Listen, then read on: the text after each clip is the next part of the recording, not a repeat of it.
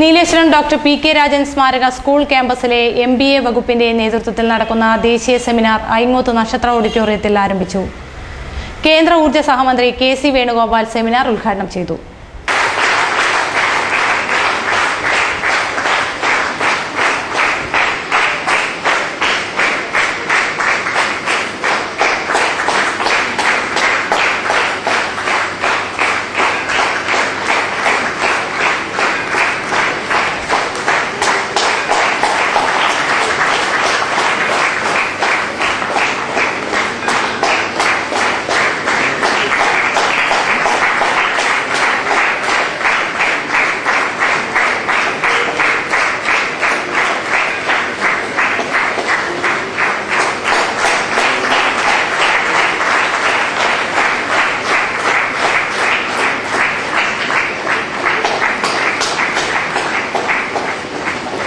വളരെ നല്ല സംഭാവന നൽകുന്ന ഒരു വിദ്യാലയമാണ്. കണ്ണൂർ യൂണിവേഴ്സിറ്റി നിയമം കേരള നിയമസഭ പാസാക്കിയപ്പോൾ അതിലെ സബ്ജക്ട് കമ്മിറ്റി അംഗമായിരുന്നു ഞാൻ. ആ സബ്ജക്ട് കമ്മിറ്റി ഡിസ്കഷൻ ഞങ്ങളെ പല പ്രാവശ്യം ചർച്ച നടത്തിയിട്ട് അന്ന് PJ ജോസഫ് ആയിരുന്നു കേരളത്തിലെ വിദ്യാഭ്യാസ മന്ത്രി. യൂണിവേഴ്സിറ്റികൾ കേരളത്തിൽ ഒരുപാട് പേർക്ക് അന്ന് ആശയമുണ്ട്, ഇതിനാ കൂടുതൽ ഒരു യൂണിവേഴ്സിറ്റി കൂടെ വന്നതുകൊണ്ട് എല്ലാ പ്രശ്നങ്ങളും തീരുമോ അങ്ങനെയുള്ള ചോദ്യങ്ങളുണ്ടായിരുന്നു. പക്ഷെ അന്നത്തെ ഒരു മറുപടിയായിരുന്നു, ഈ യൂണിവേഴ്സിറ്റി മറ്റു യൂണിവേഴ്സിറ്റികളിൽ നിന്നും വ്യത്യസ്തമായി this should be deliver difference result from others. I don't know whether university succeeded in that area or not. അന്നത്തെ ഒരു ആശയമായിരുന്നു, ആ സബ്ജക്ട് കമ്മിറ്റി ഞാനിപ്പോൾ അവർക്ക് ചർച്ച ചെയ്ത ആശയമായിരുന്നു, ക്യാമ്പസുകൾ സൃഷ്ടിക്കുക. സർവകലാശാലകൾ എന്ന് പറഞ്ഞാൽ ഇപ്പൊ കോളേജുകളുടെ സ്ഥിതി എന്താ? സത്യത്തിൽ ഞാൻ സത്യമായി പറഞ്ഞാൽ നമ്മുടെ ആർട്സ് ആൻഡ് സയൻസ് കോളേജുകൾ ഇന്ന് ഒരു മരിച്ച വീട്ടിൽ പോകുന്ന സ്ഥിതിയിലുള്ള കോളേജുകൾ, ക്യാമ്പസുകളാണ് കേരളത്തിൽ നിലനിൽക്കുന്നത്. വൈ? ഇത് ഈ ഫോറത്തിൽ പറയേണ്ടതില്ലെന്ന് എനിക്കറിയാം. പക്ഷേ പ്രൊഫഷണൽ കോഴ്സുകളെല്ലാം കോളേജിൽ നിന്ന് മാറ്റപ്പെട്ടു.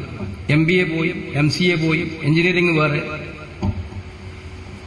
BA എക്കണോമിക്സും അതുപോലെ തന്നെ BSc സുവോളജിയും പഠിക്കാനായി വരുന്ന കുട്ടികളുടെ എണ്ണം താരതമ്യേന കുറഞ്ഞു. പലപ്പോഴായിട്ട് മറ്റ് ഈ പറഞ്ഞ എഞ്ചിനീയറിംഗിനോ എൻട്രൻസിന് കിട്ടാതിരിക്കുന്ന, മെഡിസിൻ എൻട്രൻസിന് കിട്ടാതിരിക്കുന്ന, ഈ പറഞ്ഞ MBA അതുപോലെ MCA കോഴ്സുകളിൽ പ്രൊഫഷണലായിട്ടുള്ള കോഴ്സുകൾ അഡ്മിഷൻ കിട്ടാതിരിക്കുന്ന പല ആളുകളും ആശ്രയിക്കുന്ന ഒന്നായി ആർട്സ് ആൻഡ് സയൻസ് കോളേജുകൾ മാറ്റപ്പെടുന്നു. അപ്പം നമ്മുടെ കരിക്കുലത്തിനകത്ത് സർവകലാശാലകളെ സംബന്ധിച്ചിടത്തോളം അവർക്ക് ഇതിന് ബാധ്യതയുണ്ട്, ഉത്തരവാദിത്വമുണ്ട്. They have the responsibility. നവീന കാലഘട്ടത്തിന്റെ വെല്ലുവിളിയെ സ്വീകരിച്ചുകൊണ്ട് നമ്മുടെ ആർട്സ് ആൻഡ് കോളേജുകളെ എങ്ങനെ എക്വിപ്പ് ചെയ്യണം,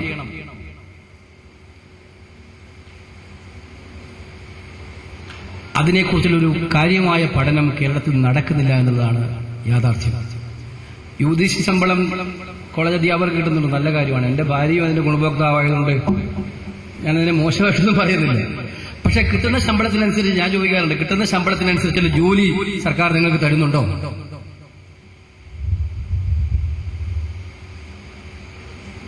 സ്റ്റുഡൻസ് അവരെന്ത് പ്രതീക്ഷിക്കുന്നുവോ അത് പൂർണ്ണമായും കൊടുക്കാൻ നമ്മുടെ കരിക്കുലത്തിൽ ഇപ്പോൾ കഴിയുന്നുണ്ടോ?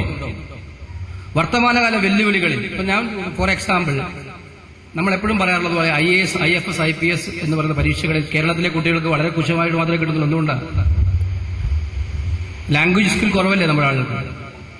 ഇപ്പം ഡൽഹിയിൽ പഠിക്കുന്ന ഒരു കുട്ടിയും മദ്രാസിൽ പഠിക്കുന്ന ഒരു കുട്ടിയും നീലേശ്വരത്ത് പഠിക്കുന്ന കുട്ടിയും തമ്മിൽ ഒരു കോമ്പറ്റീഷന് പോയാൽ പലപ്പോഴും നമ്മൾ വളരെ പിന്നിലായി പോകുന്നത് കമ്മ്യൂണിക്കേഷൻ രംഗത്താണ്. അപ്പോൾ we should improve our potential. അതിനു വേണ്ടിയിട്ട് അന്ന് ഞാൻ പറഞ്ഞു വന്നത് ആ ആശയമായിരുന്നു. കണ്ണൂർ യൂണിവേഴ്സിറ്റി ഉണ്ടാകുമ്പോൾ ഒരു ക്യാമ്പസുകൾ സൃഷ്ടിക്കുക. ക്യാമ്പസ് അതിന്റെ ഭാഗമായിട്ടായിരിക്കും ഇവിടെ MBA പോലെയുള്ള കോഴ്സുകൾ തുടങ്ങാനും ഇത്തരമൊരു സെമിനാർ. ഞാൻ അതുകൊണ്ടാണ് പറഞ്ഞ ഈ സെമിനാർ സ്കില്ലിനെ ഞാൻ അങ്ങേറ്റം അഭിനന്ദിക്കുന്നത്. നടത്തിയ നല്ല പ്രൊഫഷണലിസം ഈ സെമിനാറിന്റെ പിന്നിൽ work ചെയ്തിട്ടുള്ളതുകൊണ്ടാണ്. I would like to congratulate the organizers. Actually, this is one of the fantastic, including welcome dance. അതും വളരെ മനോഹരമായിരുന്നു കേട്ടോ. ആ കുട്ടികൾക്ക് ഞാൻ പ്രത്യേകമായിട്ട് അഭിനന്ദനം അറിയിക്കുകയാണ്. എന്തായാലും നമ്മൾ മനസ്സിലാക്കേണ്ട ഒരു കാര്യം, മട്ടന്നൂർ കോളേജിൽ ഒരു സാധാരണ വിദ്യാർത്ഥിയായി പഠിച്ച് ആദ്യ സിനിമയിൽ ദേശീയ അവാർഡ് വാങ്ങിയ സലീം അഹമ്മദ് ഉൾക്കൊള്ളുന്ന ഒരു യൂണിവേഴ്സിറ്റിയാണ് ഈ കണ്ണൂർ യൂണിവേഴ്സിറ്റി.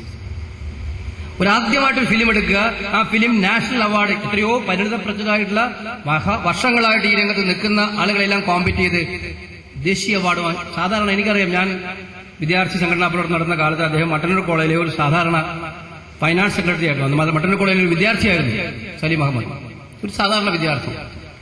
പക്ഷെ ഫസ്റ്റ് ഫിലിം തന്നെ ഹിറ്റായി. അപ്പൊ സ്കില്ല് ഇവിടെ ഉണ്ട്, ടാലന്റഡ് ആയിട്ടുള്ള ആളുകൾ ഇവിടെ ഉണ്ട്.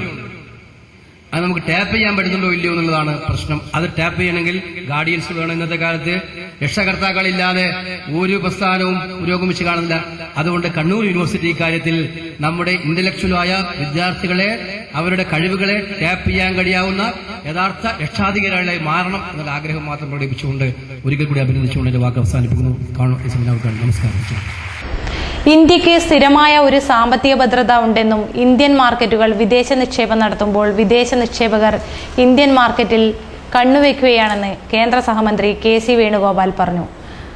ആധുനിക കാലത്ത് ആർട്സ് ആൻഡ് സയൻസ് കോളേജുകളിൽ ആധുനികമായ മാറ്റം അനിവാര്യമാണെന്നും ഇന്ന് ഇത്തരം കോളേജുകൾ നിർജീവാവസ്ഥ നേരിടുകയാണെന്നും അദ്ദേഹം കൂട്ടിച്ചേർത്തു. P. കരുണാകരൻ MP അധ്യക്ഷത വഹിച്ചു. നീലേശ്വരം നഗരസഭാ chairperson V. Gauri, professor AM Sreedharan, Sreekantan Nair, advocate KK Narayanan, doctor KG Pai, Baburajan, Balarajan തുടങ്ങിയവർ സംസാരിച്ചു. സെമിനാർ ശനിയാഴ്ച സമാപിക്കും. ശനിയാഴ്ച നടക്കുന്ന സെമിനാറിൽ ഡോക്ടർ പ്രഭാത് ഭട്ട് നായക്, ഹൈക്കോടതി ജഡ്ജി ജസ്റ്റിസ് തോട്ടത്തിൽ V. രാധാകൃഷ്ണൻ എന്നിവർ വിഷയാവതരണം നടത്തും.